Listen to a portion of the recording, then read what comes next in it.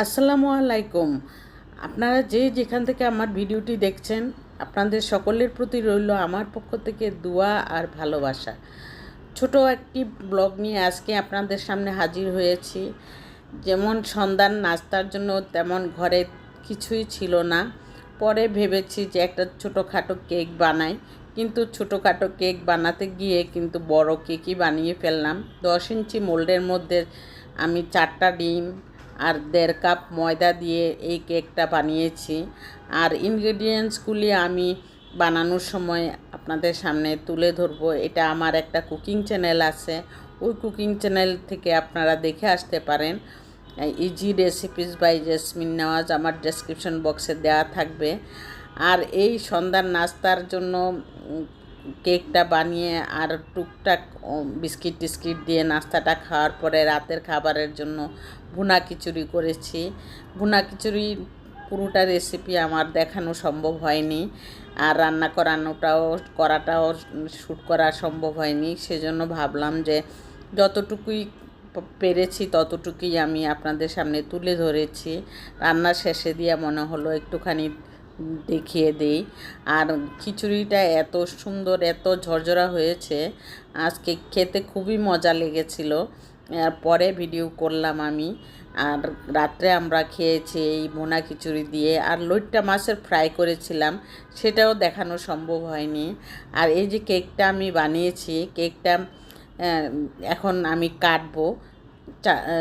10 ইঞ্চি মোল্ডের মধ্যে অনেক সুন্দর কেক হয়েছে, এত সফট হয়েছে, মানে কি বলবো আপনাদেরকে, দেখলে বুঝতে পারবেন যে এত সুন্দর সফট কেক আমি বানিয়েছি। আর আপনাদের যদি ভালো লাগে আমার ভিডিওটা, তাহলে অবশ্যই একটি লাইক দিয়ে কন্টিনিউ করবেন, আর সাবস্ক্রাইব করে অল বাটনে প্রেস করে রাখবেন। আর কেকটা এত সুন্দর হয়েছে, আপনারা আমার কুকিং চ্যানেলে গেলে আপনারা সবই দেখতে পাবেন, আমি দিয়ে রাখবো ডেসক্রিপশন বক্সে।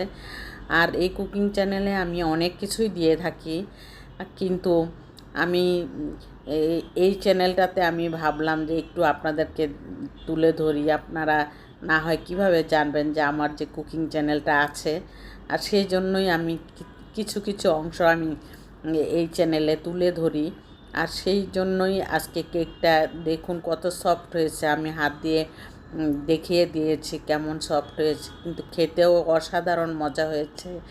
সাথে আরও ঝাল ফ্রাই করে দিয়েছিলাম, ফ্রেঞ্চ ফ্রাই। ওটা আর ওই ভিডিও শ্যুট করিনি, সব কিছু সম্ভব হয় না।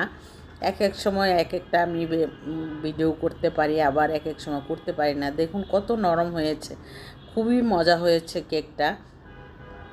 আর রাতের খাওয়ার জন্য পরে প্রিপারেশন নিয়ে আমি এখানে সব, এই যে এখানে লইট্টা মাছ দিয়ে ফিশ ফ্রাই করেছি, বেগুন ভেজেছি, তারপর গরুর মাংস করেছি, ভুনা খিচুড়ি করেছি।